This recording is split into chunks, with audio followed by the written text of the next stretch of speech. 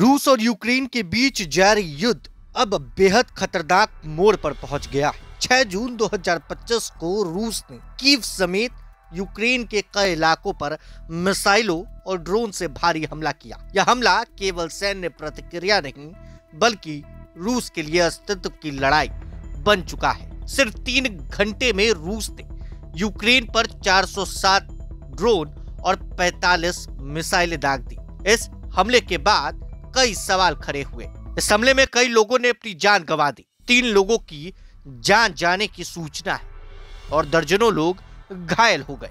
सिर्फ 3 घंटे में रूस ने यूक्रेन पर 460 ड्रोन 35 मिसाइलें दाग दी, जिसमें कीव में 3 लोगों की जान चली गई और दर्जनों घायल हुए। यह हमला यूक्रेन की ओर से रूसी एयरबेस पर किए गए ड्रोन हमले के जवाब में किया गया। यूक्रेन ने रूस के अंदर तक पहुंचकर न्यूक्लियर कैपेबल एयरक्राफ्ट को नुकसान पहुंचाया था, जिसके बाद रूस के राष्ट्रपति व्लादिमीर पुतिन ने अमेरिकी राष्ट्रपति डोनाल्ड ट्रंप के जरिए चेतावनी दी कि अब जवाब तगड़ा होगा, और यही हुआ। रूस ने रात भर यूक्रेन के 9 अलग अलग क्षेत्रों पर बमबारी कर दी, जिनमें वोलिन और पश्चिमी क्षेत्र भी शामिल हैं, जो नाटो और यूरोपीय संघ की सीमाओं से लगे हैं। क्रेमलिन के प्रवक्ता दिमित्री पेस्कोव ने हमले के बाद साफ कहा कि यूक्रेन युद्ध अब हमारे लिए अस्तित्व का सवाल है।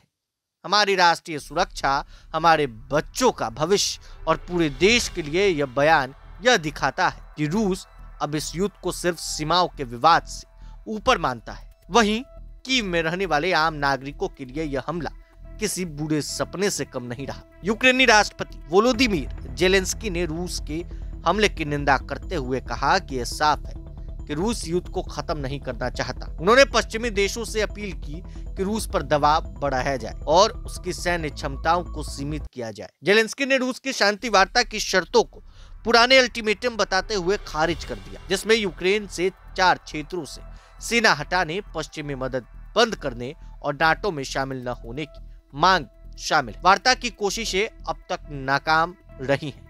हाल ही में तुर्की में हुई दूसरी दौर की शांति वार्ता भी बिना किसी ठोस नतीजे के खत्म हो गई। रूस की यह आक्रामक कार्रवाई अब बताती है कि कूटनीतिक रास्ते से शांति की उम्मीद फिलहाल धुंधली नजर आ रही है, जबकि अमेरिका और तुर्की जैसे देश मध्यस्थता करने की कोशिश कर रहे हैं। रूस की अस्तित्व वाली सोच बातचीत की राह को और कठिन बना रही है।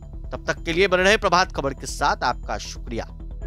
प्रभातखबर.com, विश्वास वही, रफ्तार नहीं।